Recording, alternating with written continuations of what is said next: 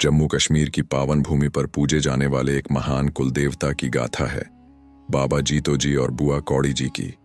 इनका मंदिर जम्मू के झिड़ी गांव में स्थित है, जहां हर वर्ष हजारों श्रद्धालु उनकी अमर कथा और बलिदान को नमन करने आते हैं।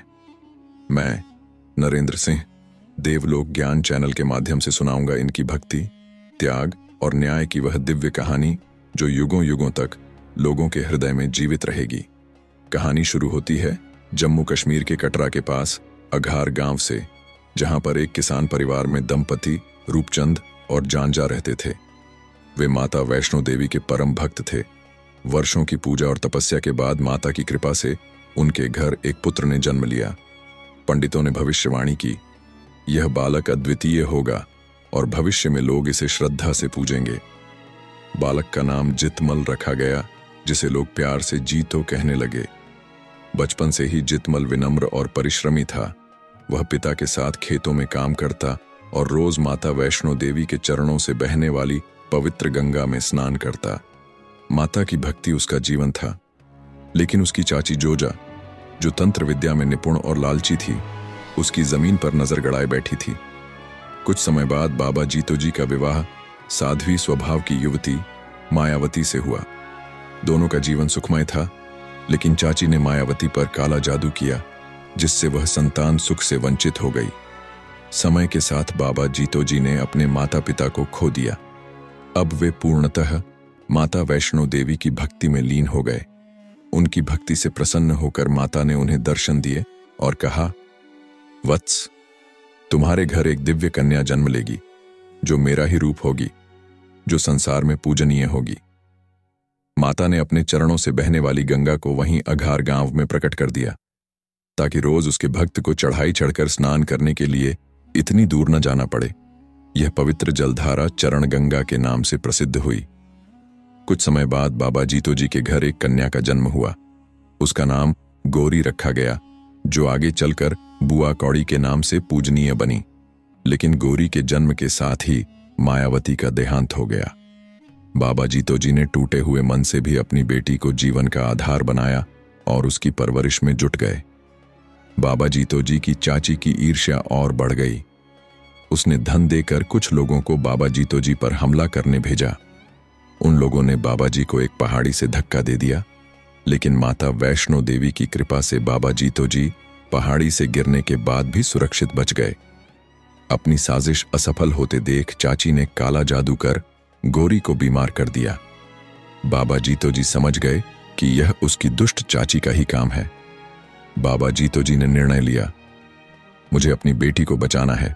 जमीन जायदाद मेरे लिए कुछ नहीं, मेरी बेटी ही मेरा संसार है। वे अपनी पुत्री गौरी को गोद में लेकर गांव छोड़कर निकल पड़े। वे तहसील जम्मू के कानाचक्क क्षेत्र के पिंजौड़ गांव पहुंचे, जहां उनका मित्र रोहल्लू लोहार रहता था। यहीं से बाबा जीतो जी और बुआ कौड़ी जी की नई यात्रा शुरू हुई। बाबा जीतो के मित्र रोहल्लू और घग्गी ने उन्हें नए गांव में बसने में सहायता की। घग्गी ने, जो राजा के राज्य प्रबंधक वीर सिंह का कर्मचारी था, बाबा जीतो को राजा से मिलवाया। राजा उनकी भक्ति और सरलता से प्रभावित हुए और उन्हें झिड़ी के पास गुड़ा गांव में बंजर भूमि दी, इस शर्त पर कि फसल का 1/4 हिस्सा राज परिवार को मिलेगा। बाबा जीतो ने कठिन परिश्रम से उस भूमि को उपजाऊ बनाने का संकल्प लिया। पिंजौड़ गांव के नेत्रहीन साहूकार गोसाई नाथुराम मेहता ने उनकी मदद की। उन्होंने मजदूर दिलवाए, पैसे और गेहूं का बीज दिया। बाबा जीतो ने दिन रात श्रम किया और भूमि को सोना उगलने लायक बना दिया, और वहां पर एक तालाब का निर्माण भी किया ताकि खेतों को पानी दिया जा सके। जब फसल तैयार हुई तो राजा में लालच जागा। उसने पूरी फसल पर अधिकार जताया। बाबा जीतो ने कहा, महाराज, आपने 1/4 फसल की बात कही थी। लेकिन राजा ने उनकी बात ठुकरा दी और सिपाहियों को पूरी फसल ले जाने का आदेश दिया। अन्याय से व्यथित बाबा जीतो ने माता वैष्णो देवी का स्मरण किया। माता ने दर्शन देकर कहा, इन पापियों को दंड दो। बाबा जीतो ने अनाज की बोरियां फाड़ दी और क्रोध में आकर अपनी कटार से अपने सीने में वार कर दिया। रक्त से लथपथ होते हुए उन्होंने कहा, लो, अब सारा गेहूं ले जाओ, मेरे लहू से इसका स्वाद और बढ़ गया है। उनके बलिदान के साथ ही भयंकर तूफान और मूसलाधार बारिश से पूरी फसल बह गई। राजा भयभीत हुआ और शव छुपाने का आदेश दिया। तब सिपाहियों में से सपोलिया जाति के एक मल्ली ने कहा, महाराज, बाबा जी का शव चमड़े में लपेटकर झिड़ी के एक सिंबल सांबल के पेड़ में छुपा दिया जाए, इससे शायद ब्रह्म हत्या का कोप शांत हो जाए। सिपाहियों ने बाबा जी का शव झिड़ी के एक सिंबल के पेड़ में छुपाया, लेकिन बाबा जीतो के कोप से राजा का महल जलकर राख हो गया और उसका वंश नष्ट हो गया। राजा ने पागलपन में आत्महत्या कर ली। बाबा जीतो जी के बलिदान के बाद उनकी पुत्री गौरी, जिन्हें लोग बुआ कौड़ी भी कहते हैं, गांव में रह रही थीं। बुआ कौड़ी मां वैष्णो देवी का अंश मानी जाती थीं। एक रात उन्हें एक भयानक स्वप्न आया। वे जोर जोर से रोने लगीं। तभी बाबा जी का पालतू कुत्ता उनके पास आया और उनकी चुन्नी खींचकर उन्हें खेत की ओर ले गया। वहां पहुंचकर बुआ कौड़ी ने देखा कि पूरे खेत में पानी फैला हुआ था, लेकिन कुछ गेहूं के दाने अभी भी भूमि पर बिखरे थे। उन्होंने उन दानों को उठाया और गांव की ओर बढ़ते हुए हवा में फेंक दिया। जैसे ही वे दाने रास्ते में खड़े एक विशाल सिंबल के पेड़ से टकराए, वे अचानक काले पड़ गए। बुआ कौड़ी को लगा कि इस पेड़ में कोई रहस्य है। उन्होंने पेड़ को हिलाने की कोशिश की, लेकिन पेड़ टस से मस नहीं हुआ। तभी उन्हें अपने पिता की उपस्थिति का आभास हुआ। गुस्से में बुआ कौड़ी ने अपनी शक्ति से पेड़ पर जोर से पंजा मारा। भयंकर गर्जना के साथ सिंबल का पेड़ धराशायी हो गया और उसके तने के अंदर से बाबा जीतो जी का शव प्रकट हुआ। अपने पिता को इस दशा में देखकर बुआ कौड़ी फूट फूट कर रो पड़ी। अपने पिता का अंतिम संस्कार करने के लिए बुआ कौड़ी गोसाई नाथूराम मेहता के पास पहुंची और उनसे सहायता मांगी। नाथूराम ने उनकी विनती स्वीकार की, लेकिन कहा, पुत्री, अंतिम संस्कार से पहले मैं स्नान करना चाहता हूं, लेकिन यहां तो पानी ही नहीं है। यह सुनकर बुआ कौड़ी ने अपनी एड़ी से जोर से भूमि पर प्रहार किया। आश्चर्यजनक रूप से वहां से जलधारा फूट पड़ी। इस जलधारा को आज बाणगंगा और बहारी नदी कहा जाता है। बुआ कौड़ी ने उसी पवित्र जल में नाथूराम जी को स्नान करवाया और उनके स्नान के बाद बुआ दाती जी ने जल की कुछ बूंदें उनके आंखों में डाली। चमत्कार हुआ। जन्म से नेत्रहीन नाथूराम की आंखों की रोशनी लौट आई। उस क्षण बुआ कौड़ी ने अपने वास्तविक रूप में दर्शन दिए। वे स्वयं मां वैष्णो देवी का अंश थीं। यह देख नाथूराम स्तब्ध रह गए और हाथ जोड़कर प्रणाम किया। फिर बाबा जीतो जी का अंतिम संस्कार किया गया। फिर बुआ कौड़ी जी ने नाथूराम जी से कहा कि आप अब यहां से चले जाएं। इसके बाद बुआ कौड़ी जी खुद भी अपने पिता की उसी चिता में कूद गईं। कहते हैं उनका कुत्ता भी इस अग्नि में कूद गया था। बाबा जीतो और बुआ कौड़ी ने अपने देह त्याग के बाद भी 28 वर्षों तक आत्मा रूप में पूरे भारत के तीर्थ स्थलों का भ्रमण किया। समय बीतता गया, पर बाबा जीतो जी और बुआ कौड़ी जी की दिव्य लीलाओं की गूंज सदा के लिए अमर हो गई। एक दिन सियालकोट, जो कि आजकल पाकिस्तान में है, से दो व्यापारी शुद्ध और बुद्ध यात्रा करते हुए झिड़ी नामक स्थान पर पहुंचे। रात हो चुकी थी तो उन्होंने वहीं विश्राम करने का निर्णय लिया। उसी रात बाबा जीतो और बुआ कौड़ी जी ने उनके स्वप्न में दर्शन दिए और कहा, हे शुद्ध और बुद्ध, यहीं पर हमारा मंदिर बनवाओ और साथ में एक बावली का निर्माण करवाओ।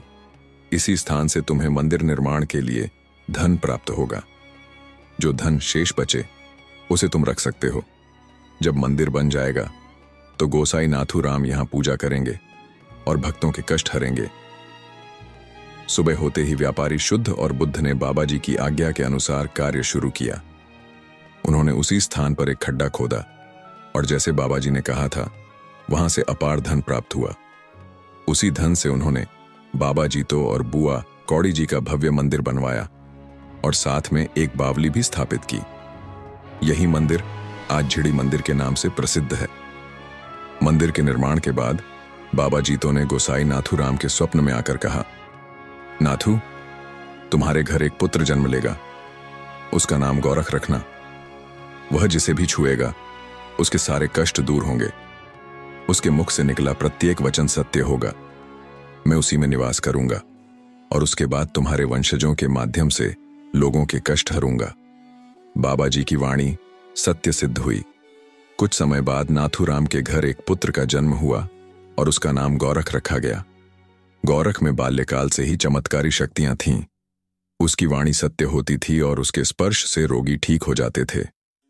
बाबा जीतो की आज्ञा के अनुसार गोसाई नाथूराम ने झिड़ी मंदिर में पूजा अर्चना शुरू की। कहते हैं उसी दिन से आज तक नाथूराम मेहता के वंशज ही इस मंदिर में पूजा करते आ रहे हैं। यह विश्वास है कि बाबा जीतो और बुआ कौड़ी जी आज भी उनके माध्यम से भक्तों की पीड़ा हरते हैं। जिन लोगों ने कभी बाबा जी के साथ छल और अन्याय किया था, उन्होंने उनके चरणों में आकर क्षमा मांगी और उन्हें कुलदेवता के रूप में स्वीकार कर लिया। तब से इस मंदिर में बाबा जीतो जी और बुआ कौड़ी जी की पूजा निरंतर होती आ रही है। यह मंदिर आज लाखों श्रद्धालुओं की आस्था का केंद्र है। यहाँ आने वाले भक्त अपने कष्ट बाबा जीतो और बुआ कौड़ी के चरणों में रखते हैं और उन्हें राहत मिलती है। बाबा जी आज भी अपने भक्तों की हर पुकार सुनते हैं और उनकी पीड़ा हरते हैं। हो सकता है इस पवित्र कथा को लिखने में मुझसे कोई त्रुटि हुई हो, क्योंकि अलग अलग स्थानों से प्राप्त जानकारियों में कुछ भिन्नताएं थीं, लेकिन मैंने अपनी पूरी श्रद्धा और कोशिश से इस दिव्य कथा को प्रस्तुत किया है। यदि किसी भी प्रकार की त्रुटि हो तो हे बाबा जीतो जी और बुआ कौड़ी जी, अपने बालक नरेंद्र सिंह को क्षमा करना। ऐसी ही और पवित्र कथाओं को सुनने के लिए हमारे चैनल देवलोक ज्ञान को सब्सक्राइब करना न भूलें। जय बाबा जीतो जी, जय बुआ कौड़ी जी, जय मां वैष्णो देवी।